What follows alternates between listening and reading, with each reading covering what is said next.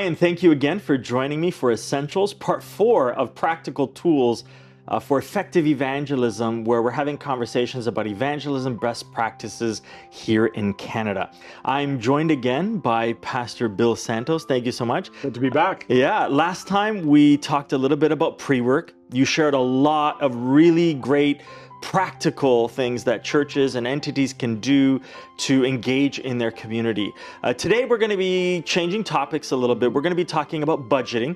And so I want to invite you to take any method you have available to you to take some notes. I have mine, and we're going to just dive right into this very practical but very needed topic, talking about budgeting. Because here's the reality. There are some churches and some schools that have a lot of financial means, but not everybody does. You know, how do you work with a limited budget? Tell us a little bit about your experience.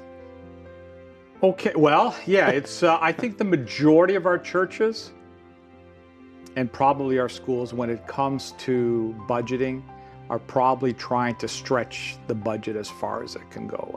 So how do you have a big impact when you have a small budget? So, one of the things is that we need to become a little bit more strategic as how do we mobilize our people. When I wrote here, when funds are limited, the most valuable resource you have is your people. Mm-hmm. And so that it sounds easy enough. What happens in many churches, however, is they can't seem to get that, critical mass of volunteers, right? To come forward. That's a huge issue, and in order for any task to be completed, you not only have to know how to complete the task, but there has to be a willingness to complete it. And I think what happens a lot of times is we try to address the issue of the lack of involvement or the lack of engagement of volunteers by trying to address that, well, they don't know how to do it. And I think for many cases, it's more of a motivation issue. It's not that they don't know how to do it. It's that they don't want to do it. I shared the example one time speaking to some pastor about, when my son was younger. My son's 31 now, but, when he was 17 years old, 16 years old, has driver's license, studying at Kingsway College, wants to go to Vespers Friday night. Dad, can I borrow the car to go to Vespers? Sure. Now, but there's stuff that's got to be done, right? Your room has to be cleaned and vacuumed. The bathroom has to be, your bathroom has to be cleaned. And get that done, and I'll hand you the keys. And so you come back a couple of hours later, and it's not done. And you didn't vacuum your room, Joshua. Oh, you know why? I bet you didn't vacuum the room because you don't know how to vacuum it. So you pull out the vacuum and you pull out the hose. Well, let me show you. Here's how you connect the hose, and here's how, is that really was the issue? Right? The issue wasn't his lack of knowing how to, it was his lack of willingness. So in order to address his lack of motivation, I had to dangle the car keys and say, you want to use the car, that's a privilege, but there's a responsibility that comes with that. It's, I'm going to date myself now because there used to be a television program called the $64,000 Question when $64,000 was a lot of money. And I guess it's still a lot more money than I have, but that's the $64,000 question. How do we really get the folks motivated? What we've used in the past is, I've done a series on the life of the disciples. And then when you sort of look at the disciples and you see that these were just regular people like us with their own idiosyncrasies and their own issues and their own, problems and lack of qualifications. But at some point, right? Mm-hmm. Right? They were bitten, by the power of the Holy Spirit, and it had it completely altered their lives and their ministry. That, they carried the message of Jesus to the entire known world in their lifetime. And so, there's probably a whole series of programs you can do on motivating, members, but Again, we talked previously about we begin to foster the love and we begin to pray for folks.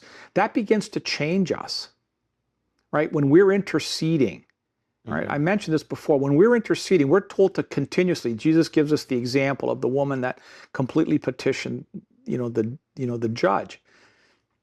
That persistence in prayer, from my perspective, doesn't change God, but it changes us. I think as we engage, we talked about a list of 5 to 10 people that we're interceding on behalf and calling them. I think as we do that, God is changing us.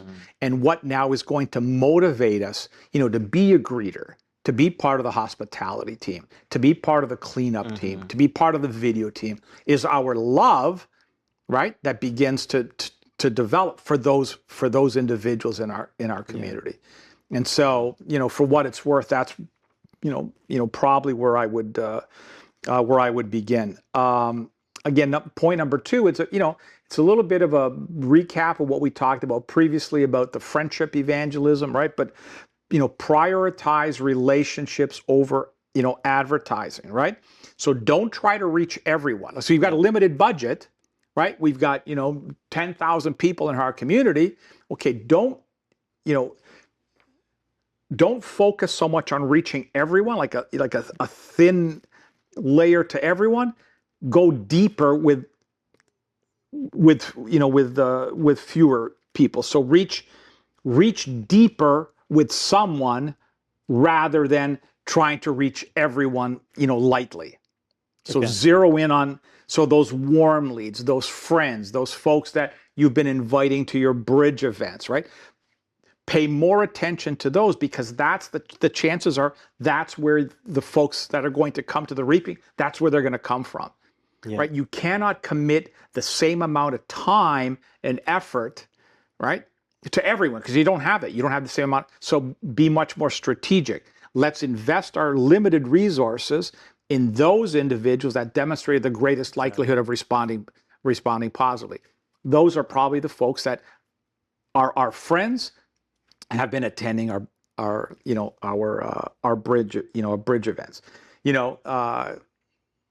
Classic example. In John chapter 4, Jesus meets with a woman at the well. How many people did he meet with? One woman. One. Who did she bring? The whole town. The whole town, everybody. You see what I'm saying? Yeah. Amazing. Right. So that kind of a strategy, I right? see. So we go deeper with one person, right? As opposed to trying to blanket everybody, because we probably don't have the resources to have any kind of influence over the entire over that entire community. So that 5-friend approach. Let's get our members focusing on that. Like I said, the folks that have been attending our bridge events, the Bible study interests that have been coming into our home, co-workers, folks we go to school with, our next door neighbors, right? Those are folks we have immediate access to. That doesn't require a whole lot of money. It requires a willingness, right? And we got to, maybe be praying for some, for some godly nerve, right? To approach our neighbor and invite them, right? So, I wrote here, warm leads respond better than cold crowds. Personal influence costs nothing, right? Going to ask my neighbor, knocking on my neighbor's door, handing him an invitation. What does that cost? It doesn't cost anything. Yeah. Right?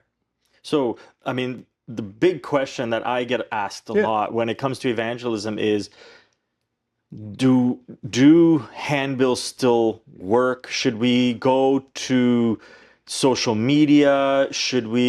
What has been your experience, or do you see a shift in approaches? Yeah, I do. And Canada? that's kind of sort of the third point I put here, which is, I put here, use digital tools wisely, right? So technology can multiply without multiplying our expenses. It can multiply our exposure. That's something, that, my generation is still, I don't exactly that's more your generation stuff.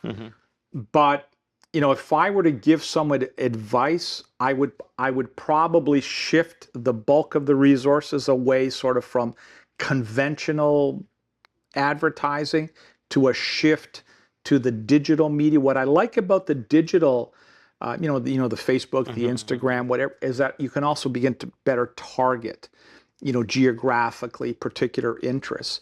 Although because I use those, tools for my media stuff, I've noticed that over the last probably couple of years, interests like Bible study and stuff have been eliminated from the list of potential interests. Like probably the closest thing you can find now is community involvement, interest in philanthropical activities.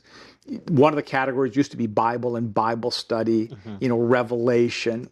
You could have those interests to target your audience. And so, but again, there's lots of resources, and I'll tell you, the young people in your community, you want to see a way of energizing and involving either the young people in your congregation, put them on this. Like, have them come up with a strategy as to how we're going to use social media, right? And so I'm not suggesting eliminate the handbills completely or, the personal. I would probably suggest, why not have some nicely personalized invitation that you could personalize, that you could target these warm leads, in social media. And then if you want to put out some posters in some local gathering, whether it's at the grocery store, the community center, different places in your community where folks might swing by and see them. Yeah, but I think we are underutilizing the potential in the digital media, and definitely underutilizing the potential in the people in our churches, if we can get them to be motivated to do that.